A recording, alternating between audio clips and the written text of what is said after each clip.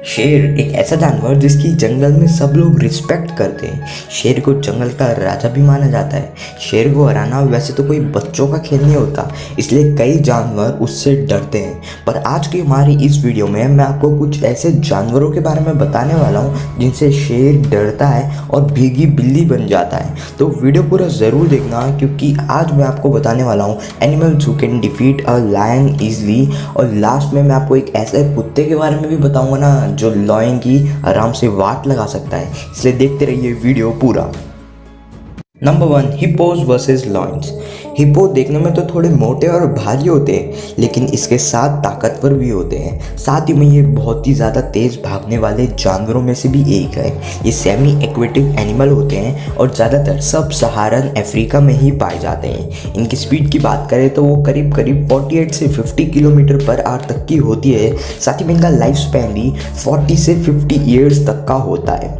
इनका वेट 1500 से 1800 किलोग्राम्स तक का होता है, जो कि एक लॉयन को हराने के लिए सक्षम है। सिंगल लॉयन की तो इसके सामने चलेगी भी नहीं भाई, चटनी सी बन जाएगी।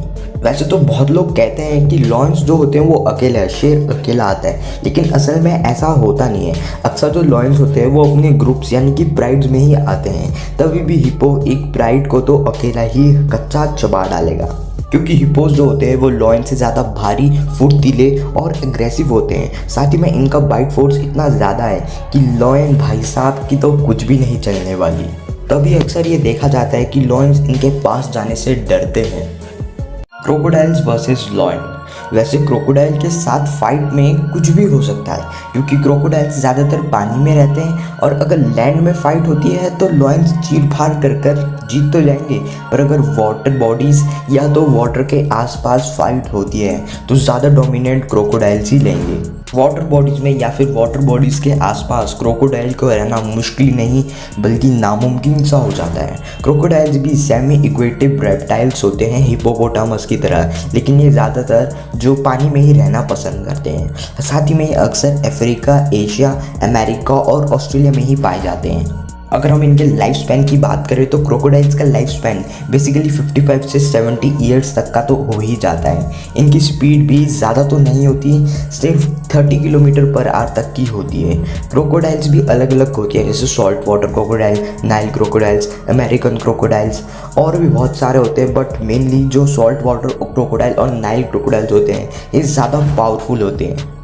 इनके स्ट्रॉन्ग टीथ यानी कि बाइट फोर्स इनको लॉयन से फाइट जीतने में मदद करता है, लेकिन इस फाइट में भी 50-50% ही होगा, क्योंकि अगर लैंड में फाइट हुई तो ज़्यादा चांसेस यही है कि उसमें लॉयन जीतेगा, लेकिन अगर वाटर बॉडी या उसके आसपास फाइट हुई तो क्रोकोडाइल ही जीतने वाला है। Elephants versus lions. सो अब हम वाटर बॉडी से थोड़ा लैंड में आ ही जाते हैं और बात करते हैं एलिफेंट्स वर्सेस लॉयंस की। एलिफेंट्स वैसे तो प्यारे होते हैं, पर हैवीएस्ट एंड स्ट्रॉन्गेस्ट क्रिएचर भी होते हैं लैंड में। अगर मैं अपनी पर्सनली बात करूं तो मेरे फेवरेट एनिमल सच में एलिफेंट्स हैं, और आपके कौन है मुझे नीचे कमेंट में ज़रूर बताना। लेकिन एलिफेंट्स 8 टन से भी ज़्यादा भारी होते हैं, जो कि कोई भी शेर को हराने में इनके लिए की स्ट्रेंथ हो सकती है। इनकी पूंछ और सूंड मिलकर ये एक शेर को पटक सकते हैं, जिससे शेर मर भी सकता है। लॉयंस के प्राइड को भी एक एलिफेंट्स अक्सर मार ही देते हैं, पर लॉयंस इनके पास नहीं जाते हैं, क्योंकि इनको पता है कि अगर हम इनके पास जाएंगे तो हम मारे जाएंगे। लेकिन लॉयंस कभी कभार बेबी एलिफेंट्स पे भी शिकार करते हैं। बेबी एलिफेंट्स उतने ज़्यादा पावरफुल नहीं होते कि वो एक लॉयन को मार पाए, इसलिए वो इनको ही अपना शिकार बनाते हैं। एलिफेंट्स की भी 3 लिविंग स्पीसीज होती है, जो कि African Bush elephants, African forest elephants और एशियन एलिफेंट्स हैं। इनका भी लाइफ स्पैन 60 से 70 ईयर्स तक का एवरेजली होता ही है। एशियन एलिफेंट्स होते हैं वो 4000 किलोग्राम्स तक के होते हैं, जो कि बहुत ज़्यादा है, और लॉयन से तो बहुत बहुत बहुत ज़्यादा, लेकिन इनसे भी ज़्यादा है अफ्रीकन का। अफ्रीकन एलिफेंट्स की 6000 किलोग्राम से भी ज़्यादा वेट अक्सर हो ही जाता है, और जो अफ्रीकन एलिफेंट्स होते हैं वो ज़्यादा पावरफुल होते हैं। Grizzly bears versus lions. Grizzly bears देखने में तो बहुत ही ज़्यादा प्यारे लगते हैं पर होते बहुत ही ज़्यादा खतरनाक हैं। इनका जो एवरेज वेट होता है वो भी 400 किलोग्राम्स तक का होता है और लॉयन का इनसे बहुत ही ज़्यादा कम होता है। इनकी हाइट भी 7 फीट तक की होती है जो कि लॉयन से ज़्यादा है। एक एवरेज अफ्रीकन लॉयन का जो वेट होता है वो ग्रिजली बियर का उससे डबल ज़्यादा हो सकता है। तो आप ये सोच ही सकते हो कि ग्रिजली बियर कितने भारी और कितना मतलब डोमिनेंट होंगे एक लॉयन में। ग्रिजली बियर्स की मसल्स और पावर भी एक लॉयन से डबल ज़्यादा होती है। ये एक लॉयन से स्ट्रॉन्गर, टॉलर और हैवियर होते हैं। इनके पंजे भी लॉयन को आराम से चीड़ फाड़ सकते हैं और इनकी टेक्निक्स भी होती है अटैक करने की। आपने तो ये सुना होगा कि लॉयंस अक्सर प्राइड में रहते हैं और अगर प्राइड के लॉयंस और एक अकेले ग्रिजली बियर की फाइट होती है तो ग्रिजली बियर आराम से हार जाएगा, तब उसका जीतना मुश्किल है। बट अगर नॉर्मल 1-on-1 तो आराम से ग्रिजली बियर जीतेंगे। Tigers versus lions. वैसे तो कई सालों से बात चलती आ रही है कि टाइगर और लॉयन के बीच में आखिर कौन जीतने वाला है फाइट। वैसे तो मैंने इस पर पर्टिकुलर वीडियो बना दी है, आप जाकर देख सकते हो आई बटन वाली इस वीडियो को देखने के बाद। टाइगर्स भी कैट फैमिली से ही बिलोंग करते हैं और ये सबसे बड़े होते हैं कैट फैमिली में। इंडिया के ही साथ ही में नेशनल एनिमल भी होते हैं और इंडिया में ही एक ऐसी कंट्री है जहाँ पर लॉयंस और टाइगर्स दोनों ही साथ में पाए जाते हैं। वैसे जंगल का राजा लॉयंस को माना जाता है बट असली जंगल के राजा टाइगर्स होते हैं। टाइगर से सब डरते हैं, चाहे वो एलिफेंट और लॉयंस खुद वो भी हो। ये लॉयंस से थोड़े ज़्यादा बड़े, स्ट्रॉन्गर और पावरफुल होते हैं। साथ ही में इनकी मसल्स पावर भी बहुत ही ज़्यादा होती है। कई सारे एनिमल्स प्राइड में रहते हैं और कई सारे एनिमल्स सॉलिटरी होते हैं। जैसे कि लॉयंस प्राइड में रहते हैं वैसे ही टाइगर्स सॉलिटरी एनिमल होते हैं, यानी कि अकेले रहते हैं। 1-on-1 फाइट में जो टाइगर्स हैं इनका ज़्यादा वेट, बाइट फोर्स, हाइट और स्किल्स होने की वजह से जीतने के चांसेस 100% है। बट अगर प्राइड आ जाती है ना तो 5-6 अगर एक तरफ लॉयंस होंगे और एक टाइगर तो 30-70% का रेशो हो जाता है, क्योंकि उसमें आराम से लॉयंस डोमिनेट करेंगे क्योंकि वो ज़्यादा है। बट 1-on-1 में 100% टाइगर ही जीतेगा। और साइबेरियन टाइगर्स अभी दुनिया के सबसे बड़े और खूंखार टाइगर्स में से एक है जो कि 2 लॉयंस को आराम से लपेटे में ले सकते हैं। Giraffe versus lion. जिराफ और लॉयन की फाइट में जिराफ ज़्यादा डोमिनेट करेंगे क्योंकि हिस्ट्री में भी ऐसा देखा गया है कि जिराफ लॉयंस को हरा सकते हैं। जिराफ का जो साइज़ होता है वो लॉयन से बहुत ही ज़्यादा बड़ा होता है। इनकी हाइट या फिर वेट या फिर किसी चीज़ में भी बात कर ले तो जिराफ ज़्यादा बड़े होते हैं। इनके इतने बड़ी टांग होती है कि टांगों से ही अक्सर लॉयंस को मार देते हैं। इनकी 2 या 3 किक से ही एक लॉयन ईजिली मर सकता है। इसलिए जो लॉयंस होते हैं वो जिराफ पर अटैक करने से पहले 100 बार सोचते हैं, क्योंकि जिराफ अपनी टांगों से ही लॉयंस की आराम से चटनी बना सकता है। जिराफ को सबसे ज़्यादा एडवांटेज उनके टांगों से मिलता है और पहले से ही देखा जा रहा है कि जो लॉयंस होते हैं वो अक्सर जिराफ की टांगों पर ही अटैक करते हैं ताकि वो उनके टांगें तोड़कर उनको गिरा डाले। बट ऐसा बहुत ही कम देखा जाता है। अकेला जिराफ भी लॉयंस की एक प्राइड को अक्सर हरा ही देते हैं, बट कभी कभी ये 50-50% भी हो ही जाता है। Buffaloes versus lion.